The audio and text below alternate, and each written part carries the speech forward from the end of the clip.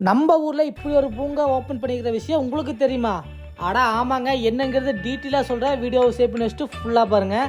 நம்ம கோயம்புத்தூரில் பார்த்தீங்கன்னா காந்திபுரம் பஸ் ஸ்டாண்டுக்கு ஒட்டு மாதிரி பக்கத்துலேயே ஓப்பன் ஆகிருக்கிறதாங்க செம்மொழி பூங்காக்கு தாங்க இப்போ விசிட்டாக போட்டிருக்கோம். அவள் வந்து விட்டாள், அவள் வந்து விட்டாள்.